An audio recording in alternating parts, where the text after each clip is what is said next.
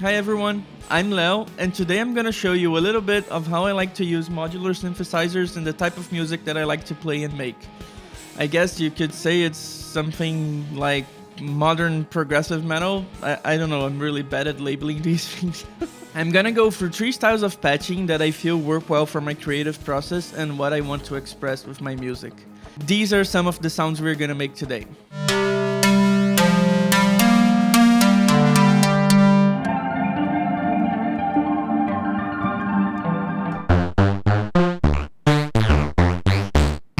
If you enjoy these types of things, please consider liking and subscribing. Let's get right into it.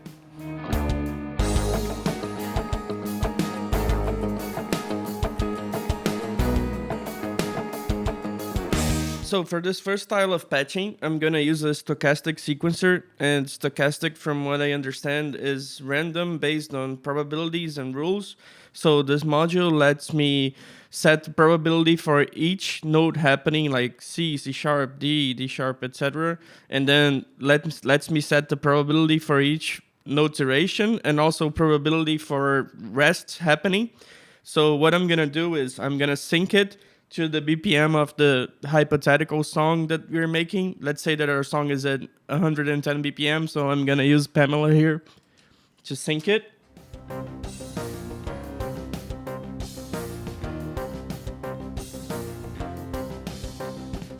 And then this module outputs note and trigger. So I'm gonna use rings for this example. And here I'm gonna plug the note output to the voltage per octave output, and then the trigger output to the strum input. I have the probability set here for a very basic minor scale. So if we plug the output of rings into our VCA, we might start hearing something.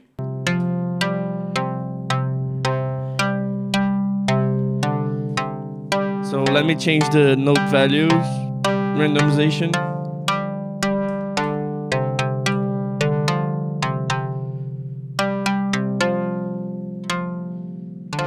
So what I like to do when I'm working with this approach is I'm gonna set parameters, modulate things, and I'm gonna leave the DAW recording for a while. And then after I have a whole bunch of information recorded, I'm gonna start chopping it up and editing it with the music that I'm working on. And this is gonna be very common in the 3 approaches that I'm gonna show you today, which is not performing the modular live to the music, but using it to create information which I can sculpt later into what I want. So I'm gonna use Oct here to lightly modulate rings so we can have some timbre variation. Modulate the brightness, the dampening, and the position.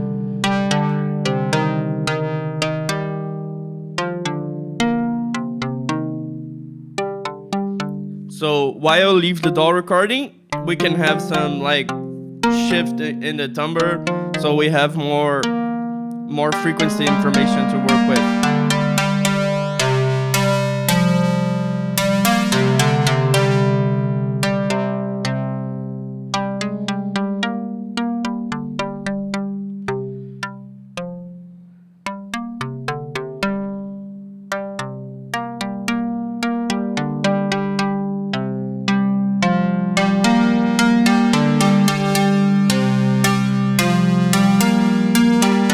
So what I did now is I turned on loop mode on my sequencer. So when I'm recording, I'm always paying attention to what the modular is playing, and if I hear something interesting, I'm gonna hit the loop button there, and I'm gonna try to find it, and then record a little bit that loop.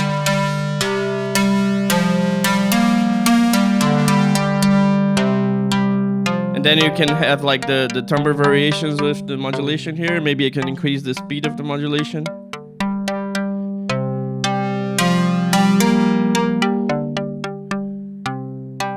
Or decrease the speed of the modulation.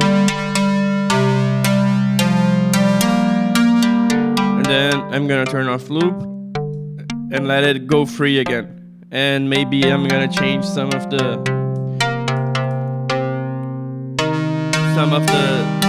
rules for the note values. Maybe I'm gonna introduce some chance of rests happening. And then when I think I'm good with the recording, I'm gonna stop everything.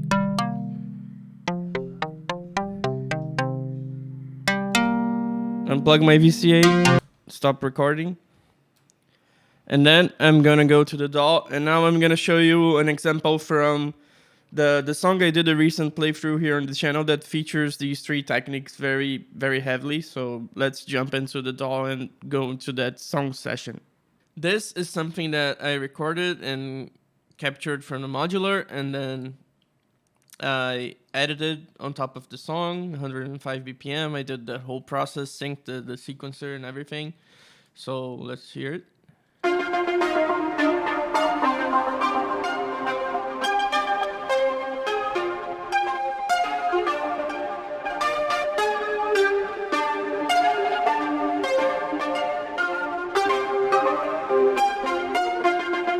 And then it loops. So yeah, this is the same process that I just showed you. I recorded a bunch of things and then I sculpted it and edited to fit the music.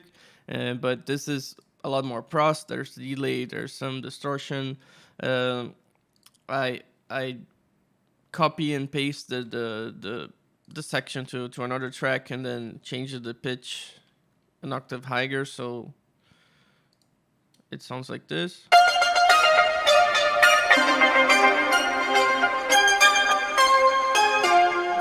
And then there's some distortion.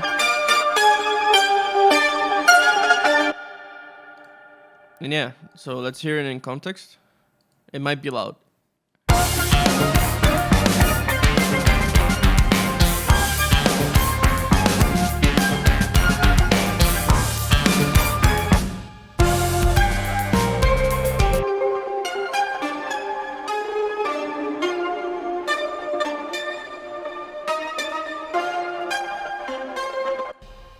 And another thing I like to do is when I like the melody that I captured, I'll try to learn it on different instruments and then double it. There's some piano doing it at some point here. Okay, here.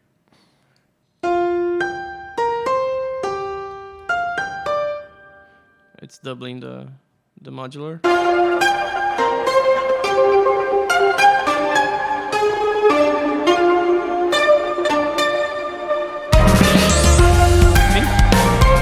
Bass is doing it. Yeah, bass is doing it too here.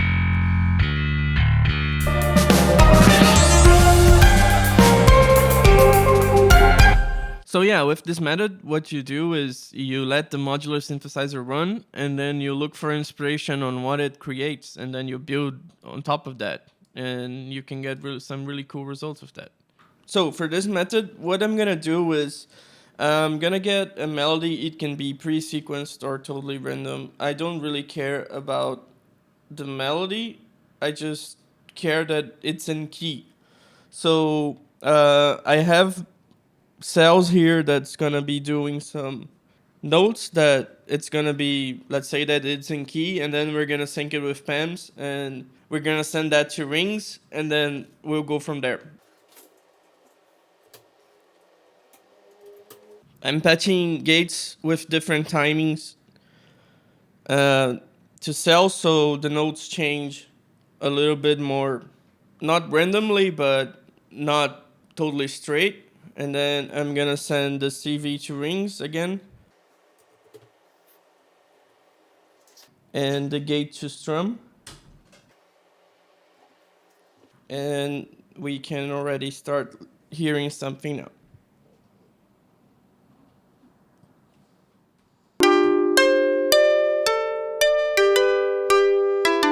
Okay, it's working.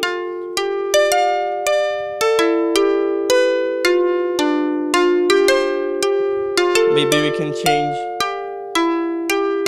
the timing here on PAM.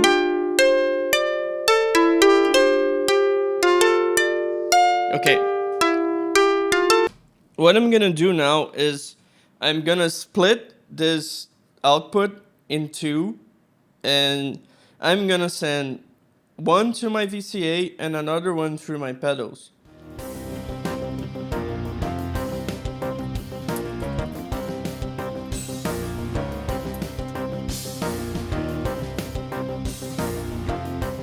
So what I like to achieve with this is I'm gonna create a background texture, and I can have a different fader for the dry signal and the fully wet signal. On the pedals, I have microcosm fully wet and with a little bit of reverb, so I can tweak the volumes here and then record them separately into the DAW.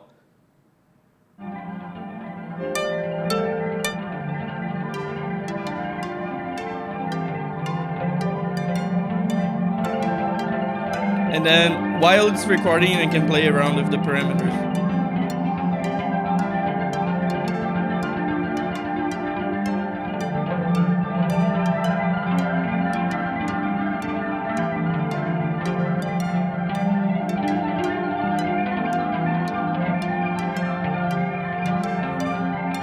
And if I want, I can only record the wet signal or only the dry or mix both.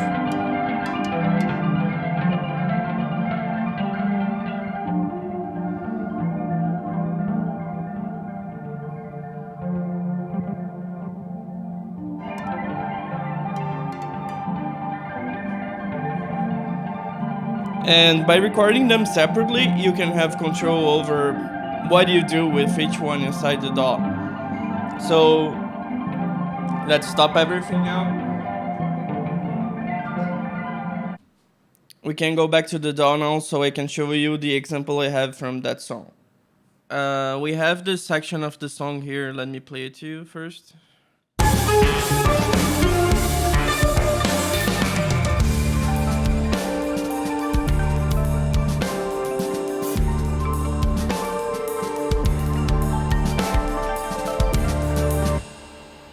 So yeah, this section uses the thing that we just saw on the modular, the technique. And what I'm doing here is I have two sections from rings recorded separately and then layered on top of each other. A little bit of delay.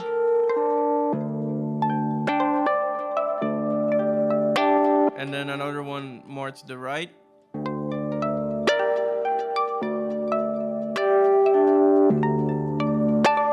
And then playing both at the same time.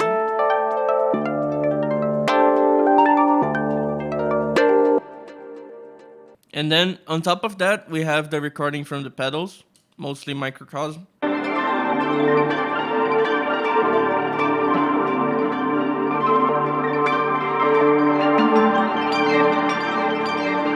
little bit of doubler, a little bit of stereo imaging and EQ. And then on the whole group, I have some EQ and go fuzz. But yeah, so the process is the kind of the same as the first one, but more random and more processed, in which we just record a bunch of things and then edit on top of the music. Here in full context.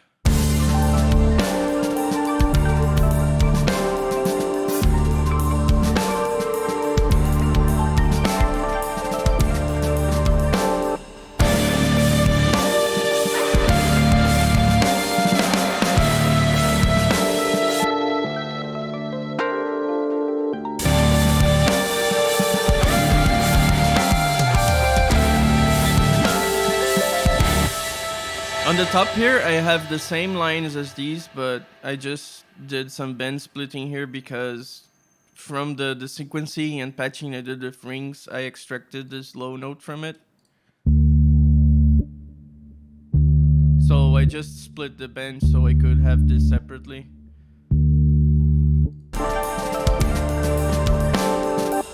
And then I have the bass doubling it as well. And on the heavy section, I have the guitar doubling that note as well.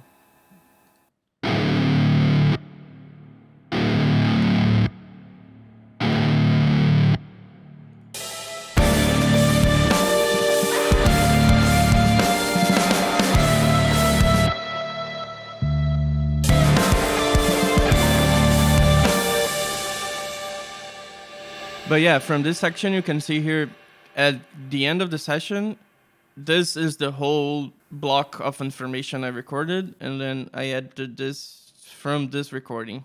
Recorded for a good like 15 minutes or something like that. And then sculpted it into this.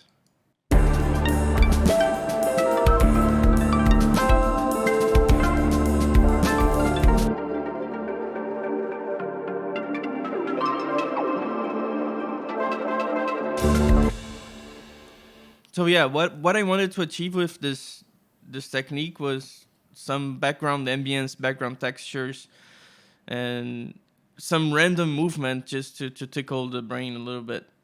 And then if you find some good random spots there that mesh together really well, you can edit them just to sound a little bit more intentional, I guess.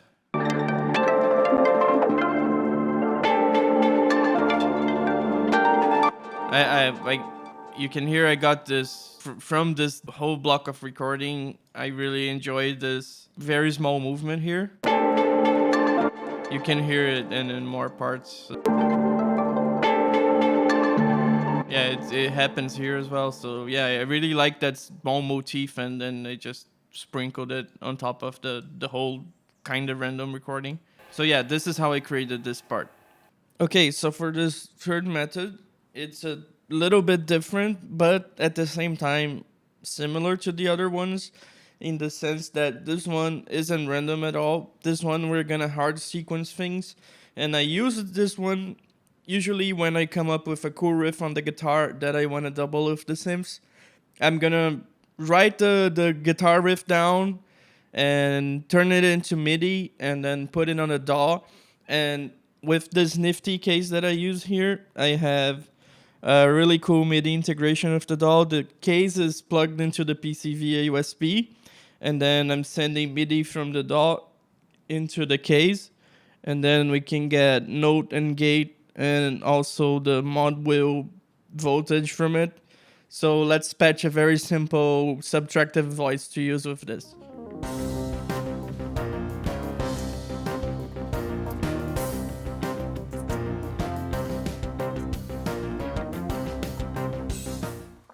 So yeah, what we have here is a very simple subtractive voice.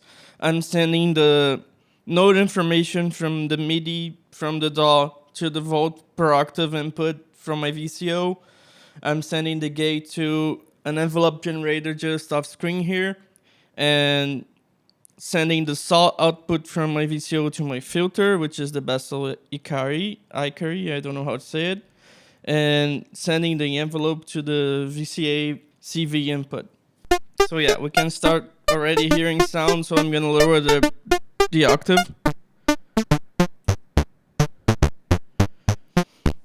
Maybe change the filter a little bit.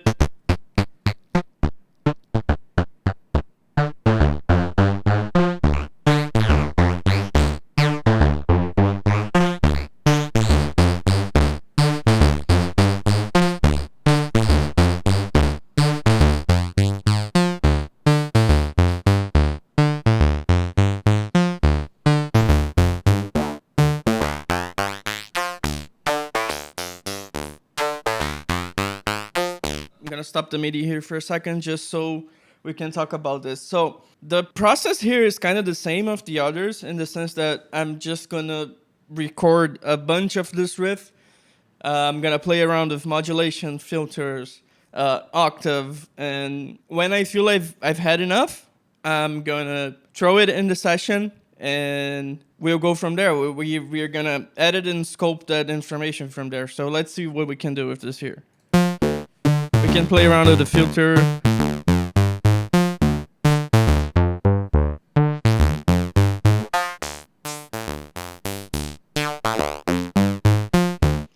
Change the octaves. Play with the saw shape.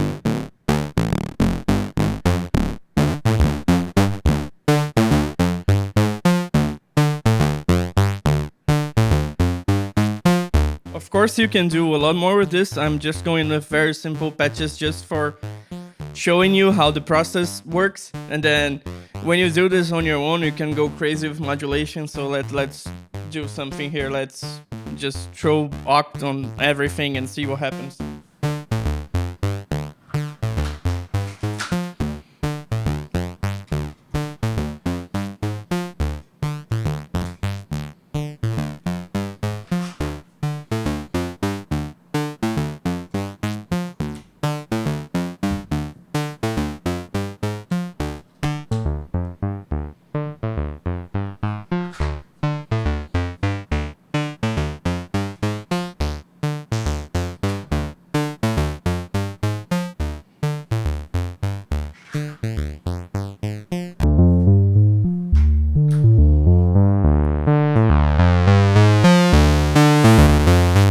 Change the octave.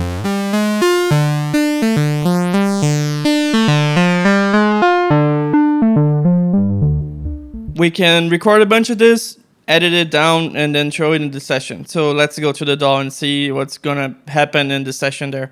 So we're back at the session from that song. By the way, the song is from my personal project called When I Don't Cook. I'm gonna leave links in the description and you can hear it if you enjoy it. That riff we were just looking at the modular a while ago is like the main riff of this song, and it's sprinkled throughout this whole song on the guitar, on the modular, on the bass. And so yeah, let's hear it in context here.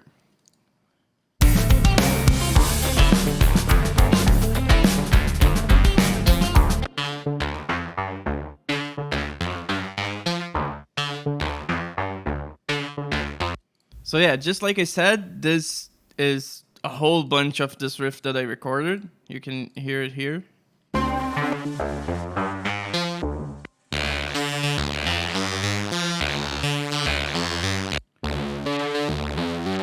I left it recording for like 10 minutes or something like that and played around with the filters, with distortion, with some CV modulation.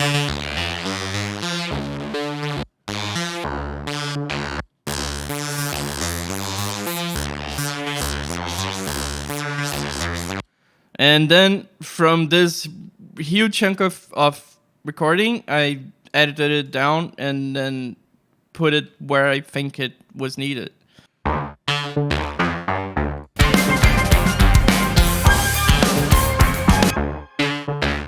And when I need, I can edit single notes and then change their pitch to make different melodies from it. Yeah, I probably consolidated it into the file, so you can...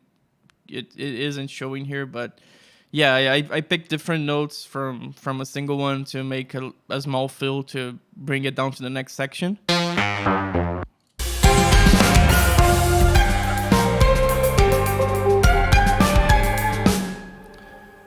And in this section, I have it a whole octave lower.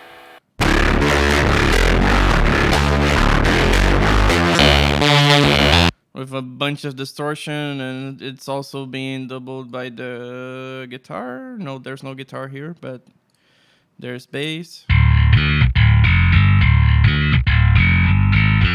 And in context.